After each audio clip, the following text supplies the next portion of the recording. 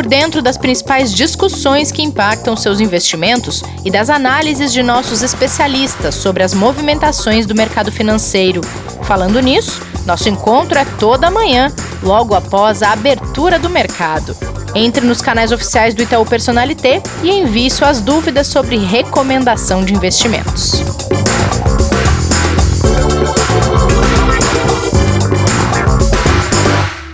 Sextou no Investidor em Foco e hoje é dia de café, mas não vai ser com canelas. Se eu fosse vocês, não saía daí, porque a gente tem uma convidada hoje e a gente vai tomar um café em grande estilo no Chile, gente. Não percam, por favor. Pedro está de férias, mas vai ter dica de produto, também dica para o fim de semana, sim. Kleber, você está ansioso para o nosso café? Oi, Rê, tudo bem? Ansioso. Tudo bem. E uma pergunta, no Chile é com o professor Martim, não? Não é com o professor Martim, apesar dele ser chileno, não falaremos com o professor Martim. Eu descobri... Agora eu fiquei curioso, então, porque se é no Chile, não é com ele, o que você está aprontando aí, Rê? Calma aí que eu já vou contar, Kleber. Antes eu preciso saber de você, por favor, que hoje temos Quiprocó. Sexta-feira é dia de Quiprocó. A gente já teve. Assim. A gente já teve aquele Quiprocó do caso GameStop.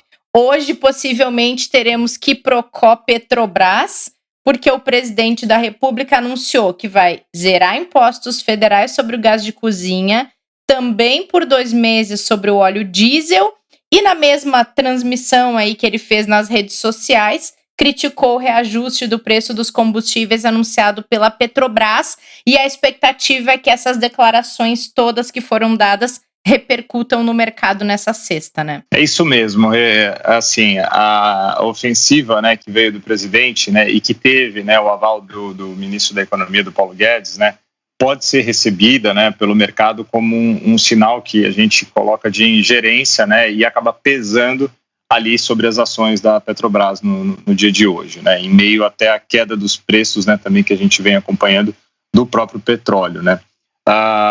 Isso tudo, quando a gente vê as ameaças, né, acaba sendo um sinal muito negativo para o investidor também no longo prazo, né, e uma vez que acaba sendo desconhecido o impacto fiscal da medida que vai ser tomada, né, e qual a ação que vai compensar a perda de arrecadação com esse movimento que está sendo proposto.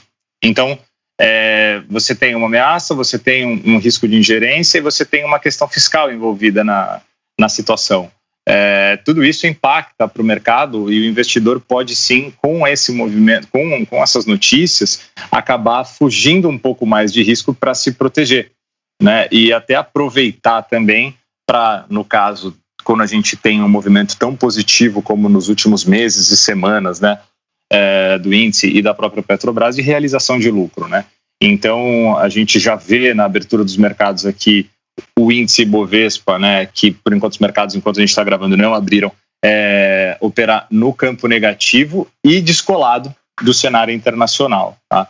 Mas acho que é bom a gente pontuar o seguinte, né, ele considerou que o reajuste anunciado pela Petrobras foi excessivo, né, reforçou que ele não pode interferir na estatal, mas ele ressaltou que isso pode ter consequências, né? Então, todos esses detalhes acho que vão ter uma série de reverberações ao longo do dia, né? Eu acho que tem bastante coisa aí a ser analisada por quem é de fato responsável, mas o que cabe a nós aqui é só informar o investidor, a investidora, de que esse tipo de notícia causa impacto no mercado e pode trazer mais volatilidade para os seus investimentos hoje, né? E a gente tem que ficar atento para ver quais vão ser as medidas de fato efetivadas e que podem impactar aí tanto na economia quanto no nosso bolso como cidadão e, no final das contas, também ali na parte de investimentos no mercado, que pode trazer de efetivamente um resultado negativo ou positivo. Perfeito. Lembrando, né, Kleber, que esse tipo de discussão, ele segue reverberando, segue tendo repercussões também porque impacta diretamente em reivindicações de categorias como caminhoneiros, que estavam planejando uma nova greve. Então, é uma categoria que discute com o governo federal várias questões, e isso inclui também preço de combustível. Então, uma declaração daqui, um reajuste ali, isso também pode, conforme o calor da discussão, também é mais insumo para impactar no mercado financeiro, né? Com certeza, com certeza. E o peso, tanto das declarações quanto de tudo que envolve, como você acabou de complementar, né? Tanto os setores quanto o impacto econômico, ele é muito grande, né?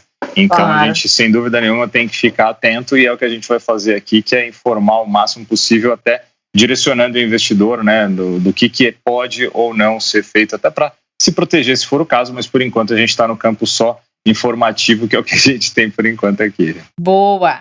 Bom, Kleber, vamos dar um pulo nos Estados Unidos. A gente está com tempo agora para fazer uma viagem bem rápida.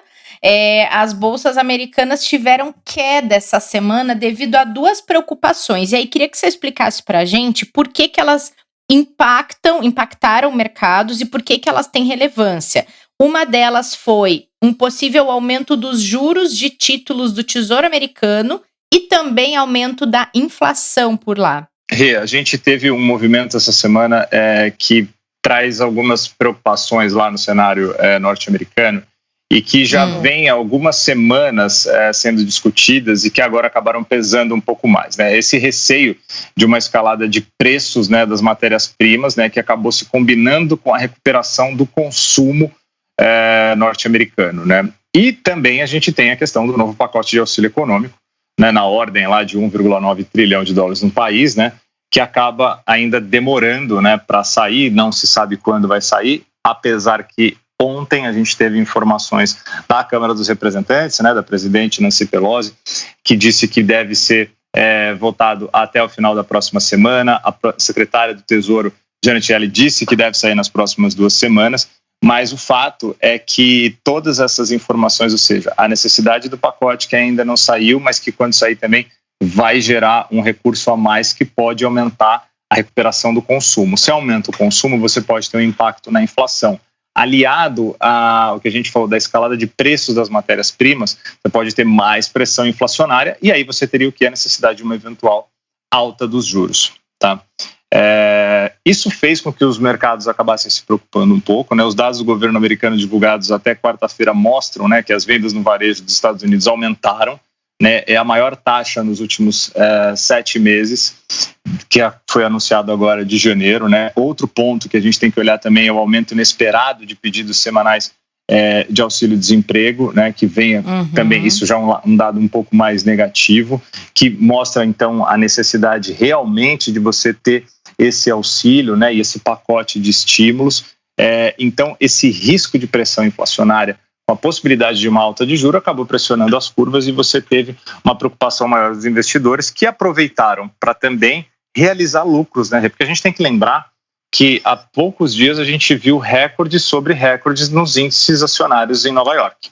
Sim. Então, Nasdaq, Dow Jones e S&P 500 vieram renovando máximas históricas nos últimos dias. Então, quando a gente vê essa realização, ela se trata, até no mercado, como a gente fala, de uma realização saudável também. Os investidores estão realizando lucros em um momento em que você também tem certas incertezas. Certas incertezas ficou legal, né? Mas assim, você ficou lindo, Kleber. Você tem incertezas ali que pairam, né, no ar e que te levam realmente a colocar em dúvida se vale manter o nível de risco de alguns ativos, e aí o investidor acaba com essa cautela, calibrando de novo a carteira e reduzindo um pouco essas posições. Foi isso que aconteceu, mas nada que mude o norte daquilo que se tem como, pelo menos de previsão, tanto para a PIB quanto para a economia norte-americana como um todo. Ainda se acredita, por exemplo, nosso cenário base, tá?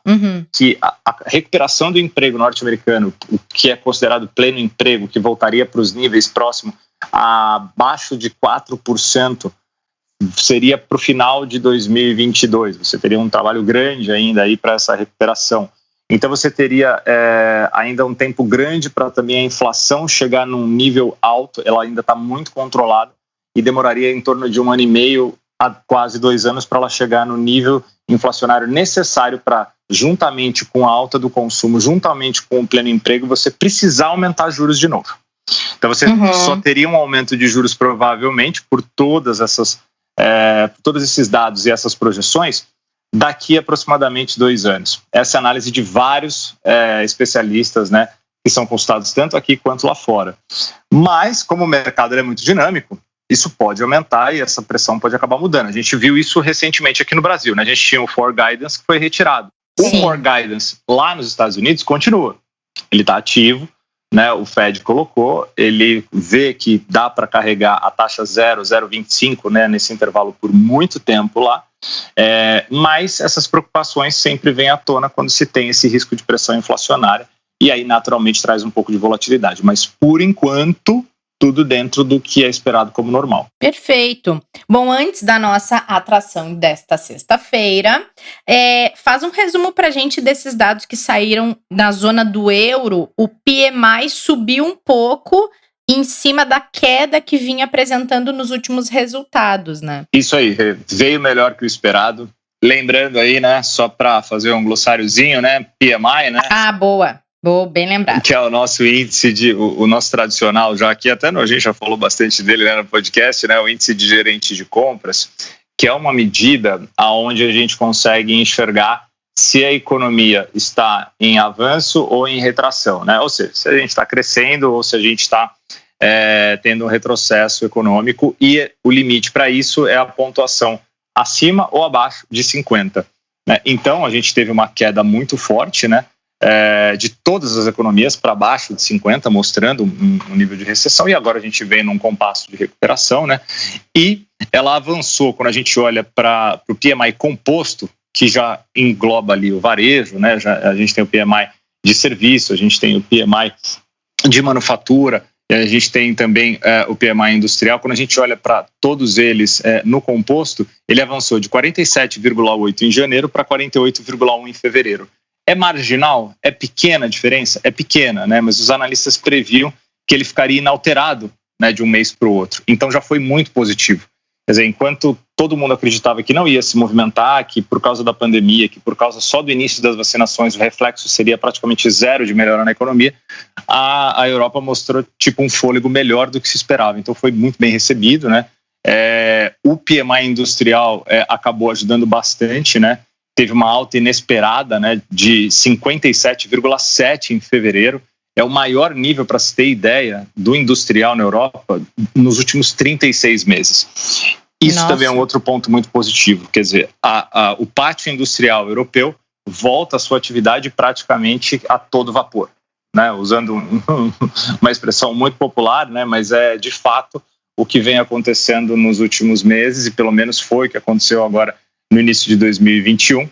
Então, a gente tem, sem dúvida nenhuma, um indicador muito positivo. Mas, né, apesar do aumento, a gente tem que lembrar que o composto ainda está abaixo dos 50 pontos, então mostra que ainda tem um risco, sim, de recessão. Ela está muito abaixo do ideal e precisa se recuperar, mas pelo menos o indício já foi bem positivo, né, para que quando a gente espera, né, Rê, junho e julho, é que os analistas acreditam que a gente possa ter mais de 70% da população já imunizada nos países desenvolvidos. Bom disclaimer. Né? Se isso acontecer, e aí provavelmente a gente deve ter uma recuperação um pouco mais rápida da atividade por lá também. Muito bem, Kleber. Hoje é sexta-feira. Lucão, por favor, coloque uma trilha internacional aqui no nosso podcast, porque eu descobri, Kleber, que no Chile tem uma boulangerie, olha que chique, chamada Café de la Torre. Isso é muito chique, tu não acha? Muito, muito mesmo. Eu não conheço. E aí, o que a gente fez? Convidou a Daniela de la Torre, que agora eu não sei se é a nossa gerente de conteúdo ou também é dona dessa boulangerie e tá escondendo o jogo, para ela vir fazer as vezes do nosso café desta sexta-feira. Então, Dani, por favor, antes de mais nada, nos explique sobre os seus múltiplos negócios nessa área gastronômica e de café, que nós estamos super curiosos. Oi, pessoal. Bom dia, Rê. Bom dia, Kleber. Bom dia a todos. Bom dia, Dani. Bem-vinda. Obrigada. Quem me dera. Olha... Ô, Dani, bom dia, seja super bem-vindo. Foi segredo mesmo, a Rê não contou nada que você vinha para substituir o Pedrão. Pedrão, se cuida, hein? Foi super bem substituído, cara. Ainda veio com áreas internacionais. Pega essa, hein? Boulangerie, nossa, quem me dera, querida. Que tal, Dani? Podia ser uma boa, hein? Dona de uma boulangerie no Chile. Imagina só, naqueles dias mais frios, aquela vista de cima e aquela trilha internacional, cafés moídos na hora. Acho que seria uma carreira bem legal também. Olha, eu não conheço café, infelizmente. Eu nunca fui para o Chile. Tá na minha listinha aqui de países para conhecer. Quando a gente puder voltar a viajar, né? Já anotei a dica aqui no Café de la Torre, gostei, mas eu não conheço. Eu adoraria conhecer. Dani, quando você for lá, tira uma foto na entrada do Café de la Torre para você também já ficar fazendo essa média, porque, né? Justo o seu sobrenome foi parar nessa boulangerie. Gostei muito. Eu vou até ver se não é nenhum parente perdido aí, quem sabe, pedir um emprego lá. O seu sobrenome é de que origem? Então, o meu é espanhol. Mas, né, tem tanta gente que sai da Espanha, vai para América do Sul, vai saber. Claro, vai saber. Nossa, boa. Bom, Dani, já que você veio fazer as vezes do nosso café super especial desta sexta, o Pedro, ele costuma toda sexta-feira investir o dinheiro dele em algum lugar. Então, os nossos ouvintes, as nossas ouvintes acham que o Pedro é multimilionário, porque ele sempre está investindo. O dinheiro dele não é só início de mês, não. É qualquer semana, né, Kleber? Ele sempre tem um dinheiro guardado para aplicar em algum produto. E aí, a gente quer saber onde você vai aplicar seu dinheiro hoje. Olha, Rê, não é bem hoje que eu vou investir, mas na semana que vem, com certeza. Eu não sou milionária, mas a gente pega um pouquinho daqui, tira dali, enfim. Eu preparei uma dica especial aqui para vocês, porque na segunda-feira, dia 22, a gente vai reabrir um fundo chamado Ocam Retorno Absoluto Seleção, tá? É um fundo de terceiros, ou seja, é de uma gestora parceira que passou pelo processo de curadoria da equipe do FOF, do Itaú, né, a equipe de Fund of Funds, que a gente já falou aqui algumas vezes, inclusive a gente tem a coluna mensal, né, com o Fred Tavares. Isso, o Fred sempre traz o olhar dos gestores parceiros sobre mercado, sobre ativos, indicadores, para a gente ficar por dentro de como eles estão enxergando o mercado, o que eles estão projetando. Bem lembrado, Dani. Pois é. Então, a reabertura é sempre uma boa dica, tá? Porque é uma janela de oportunidade. Então, quando a gente reabre um fundo, geralmente a gente tem ali um volume máximo que o gestor, né, cede para os clientes do Itaú, e aí o fundo fica aberto até esse volume de captação acabar, tá? Então eu vou começar falando sobre a gestora, porque é sempre importante explicar um pouquinho quem é a gestora, antes de passar para o produto. A gestora, ela é chamada Ocam, é uma casa conhecida no mercado, apesar de ter sido fundada em 2018. Ela tem uma equipe bem experiente, de pessoas com muitos anos de mercado, que já passaram por diversos lugares conhecidos, como Banco Pactual, BBM, Brasil Plural. A Brasil Plural, na verdade, é uma casa que investe na Ocam, então é uma casa parceira, tá? O CIO, que é o Chief Investment Officer, é o head da equipe de gestão, tá? É o Carlos Eduardo Rocha, que iniciou sua carreira em 1995 no antigo Banco Pactual. Então, é uma pessoa conhecida do mercado com muitos anos de experiência.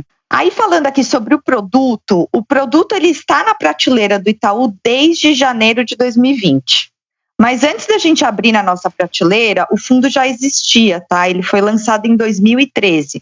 Então, ele já tem um histórico longo aí de performance, de anos de experiência. Quem quiser dar uma pesquisada, pode olhar até no site da própria casa, que é ocambrasil.com.br, Ocam com 2 Cs. E o produto é um fundo multimercado, que é uma classe de ativos que a gente gosta bastante aqui no Itaú, principalmente pela flexibilidade, né, de conseguir tirar proveito nos mais diferentes cenários. Então, o gestor consegue, pela flexibilidade do produto, o gestor consegue tirar proveito de cenários diferentes, né, investindo em ativos diferentes. Dentre os fundos multimercado, existem classificações diferentes, né, de acordo com a estratégia. Então, tem mais de 10 classificações diferentes de fundos multimercados.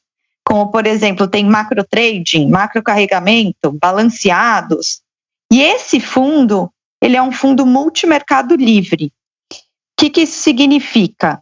Significa que o gestor ele não tem o compromisso de concentrar a carteira do fundo em nenhuma estratégia específica. Ou seja, o gestor tem mais liberdade ainda para atuar.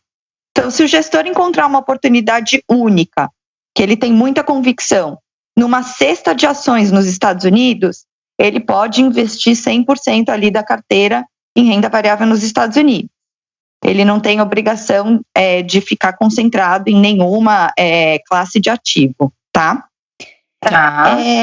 O gestor, então assim, o gestor pode ter uma carteira bem diversificada ou concentrada em poucos ativos, fica a critério da análise, né, da equipe de gestão, de acordo com o cenário e as convicções deles. E no caso do OCAN Retorno Absoluto, ele atua principalmente no mercado de ações Brasil, Estados Unidos, ações de outros países, além de moedas, juros e títulos públicos, tá? Boa. Mas, como eu falei, ele pode atuar em todos ou apenas em um dos mercados, de acordo com a tese de investimentos da equipe. Desde o início, quando a gente abriu o fundo aqui no Itaú, em janeiro de 2020, até o fechamento de janeiro de 2021, que dá uma janela aí de 12 meses fechado, o fundo rendeu 6,89%, que para um cenário de juros baixos, com toda a dificuldade que a gente teve, né, de cenário em 2020, é um bom retorno dentro de tudo que a gente viu aí em 2020, tá? Agora, sempre lembrando, né, avalie seu perfil de investidor para ter certeza que você está investindo numa carteira com um nível de risco adequado ao seu perfil. E também a boa e velha dica que o Martim sempre fala, nunca coloque todos os ovos numa mesma cesta. É sempre importante ter uma carteira diversificada. O OCAN Retorno Absoluto é mais uma opção para os investidores, mas é sempre importante olhar aí perfil de investidor e a sua carteira como um todo, tá? Então, só reforçando, o fundo será reaberto na segunda-feira, dia 22. Quem tiver interesse pode procurar no aplicativo ou no Bankline do Itaú, que o fundo vai estar lá. Boa! Excelente, Dani. Só para reforçar, o OCAN teve durante bastante tempo na nossa recomendação, ele só saiu quando ele realmente teve que fechar, né? E agora reabrindo, a gente pode reforçar que tem realmente um gosto muito positivo pelo fundo. Nos últimos meses eles têm se colocado cada vez mais diversificado, né? Então, operando desde inflação implícita nos Estados Unidos, tomando juros por lá também, né? Quando a gente olha para a posição daqui, eles têm operado no DI, operado também, pelo menos quando a gente olha para a inflação aqui, de forma mais tática e, como a Dani colocou, de forma livre, colocando as posições mediante o que o cenário se movimenta, né?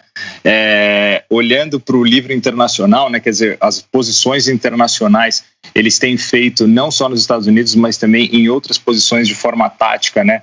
Buscando prêmio onde eles encontram ali alternativas interessantes para diversificar para os cotistas também, de uma maneira onde ele busque prêmios que não estão tão óbvios assim no mercado. Ou seja, o investidor tem aí uma possibilidade, como a Dani trouxe, de diversificação bem interessante mesmo, viu, Rê? Muito bem, Kleber. Belo reforço. Mas a gente tem mais dicas hoje, Kleber. O que você trouxe pra gente, Dani? Cara, essa foi a parte mais difícil, que eu pensei muito nessa dica. Eu pensei muito, eu falei, será que eu falo do livro que eu comecei a ler esse ano? Será que eu falo de alguma série em especial, que é uma das minhas séries preferidas? E aí, depois de pensar muito, eu escolhi uma coisa mais leve, que eu comecei a assistir essa semana. É uma minissérie sobre a vida da Hebe Camargo. Opa! Grande apresentadora da TV brasileira. Acho que não sei se todos conhecem aqui, né? Eu conheço. Conhece, Kleber? Como não vou conhecer, meu? Por causa da minha mãe, toda segunda-feira à noite eu assistia a Hebe, né? Não tinha como. Muito né? bom. Nos anos 80, lembra, né? Era uma televisão em casa, né? Você ficava ali vendo o programa, então enquanto tava brincando, minha mãe tava assistindo Hebe à noite. Ícone da televisão brasileira. Grande ícone, com certeza. Pois é, eu me lembro muito de assistir com os meus avós, então eu também tenho uma memória aí afetiva desse período. E só que, enfim, eu conhecia a apresentadora, né? Eu não conhecia a história dela, a carreira dela. E aí ela começou a carreira na década de 40 como cantora, mas acho que a grande contribuição dela foi como apresentadora. E aí eu achei interessante, porque é um retrato das mulheres guerreiras, né? De algumas décadas atrás, que conseguiram conquistar seu espaço com muita luta. E aí a minissérie, ela passa por algumas fases da vida dela. Então tem um período que ela se casou e o marido pediu para que ela se afastasse da televisão para cuidar da casa e ter filhos. Nossa. Teve um período que fala um pouco sobre a censura no Brasil, que era um período que estava acabando a censura do Brasil, peronomútil, e ela não tinha liberdade para falar sobre alguns assuntos na televisão. Enfim, eu conhecia a fama da Hebe, só conhecia a foto, e às vezes a gente olha e acha que é fácil, e não sabe o que a pessoa passou para chegar ali. Eu achei bem interessante isso. Eu nem terminei de assistir, mas eu estou quase terminando, acho que faltam 2 episódios. E a minissérie está disponível no Globoplay. Acho que são 8 episódios, se eu não me engano, dá até para maratonar aí no final de semana. Então fica a minha dica. Ótimo. E a gente quase não dá dicas de filme, série nacional aqui. Bem lembrado, Dani. A gente geralmente traz alguma coisa que tá no Netflix, mas que não é produzido no Brasil. Boa lembrança essa e boa dica. Eu também conheço, apesar de ser jornalista, conheço muito mais dessa parte profissional da Hebe e muito menos da parte do lado pessoal e dos percalços todos que, como mulher, ela precisou enfrentar quando principalmente ela começou, né? Que eram tempos mais bicudos ainda do que os que a gente vive hoje. Então, legal, gostei muito, vou colocar na minha listinha também. Boa, é verdade. Assim, ela começou na década de 40, pra gente não dá nem pra imaginar, assim, as coisas que aconteciam. É bem interessante. Até o próprio relacionamento que se tinha na imprensa, na televisão, nos meios de comunicação com a profissional mulher, né? Teve que se conquistar um espaço gigante que ela conseguiu muito bem e até se transformar nesse ícone que ela se transformou, né? Então foi uma história de muito sucesso e de muita luta. Então vou prestigiar. Fica a dica aí, Rê. Obrigada, Dani. Kleber, anota na sua lista também para assistir a minissérie sobre a Hebe. Tô anotando aqui para passar para minha mãe também, ela vai adorar. Nossa, a sua mãe vai adorar. Mas ela que é fã. Nossa. Gente, a sua mãe vai expulsar o Pedro do quadro depois dessa. Jamais. É isso, é fã demais do Pedro. Nossa, ela vai perguntar o que aconteceu. Fala, mãe, é só férias, calma, fica tranquilo. A nossa maior ouvinte do podcast, Dani, é a mãe do Kleber. Junto com a mãe do Pedro, elas estão ali, né, de fã-clube. Já dá Eles ficam um grupo, né, pra discutir. Dá pra mandar. Eles mandam todos os dias o link do episódio para elas poderem ouvir. Ai, que demais, que fofa. É muito fofa, elas são muito fofas. Bom, gente, então tá bom. Vamos sextar. Dani, obrigada por ter vindo, obrigada pelas dicas, já anotamos todas. E volte com outras numa próxima. Pode deixar, gente. Super obrigada pelo convite. Boa sexta para todo mundo. Valeu, Dani. Brigadão mesmo pela participação. Substituir o Pedrão aí, ajudar a gente. Ótimo final de semana para você e para todos os ouvintes. Valeu, viu? Beijão. Valeu, gente. Obrigada, pessoal. E obrigada a todo mundo que acompanhou esse episódio. Ótimo fim de semana para vocês. Cuidem-se. Tomem cuidado aí ao sair de casa e estejam de novo com a gente na próxima segunda, porque a gente volta no próximo episódio aqui do Investidor em Foco. Então, até lá! Fique por dentro das principais discussões que impactam seus investimentos e das análises de nossos especialistas sobre as movimentações do mercado financeiro. Falando nisso, nosso encontro é toda manhã, logo após a abertura do mercado. Entre nos canais oficiais do Itaú Personalité e envie suas dúvidas sobre recomendação de investimentos.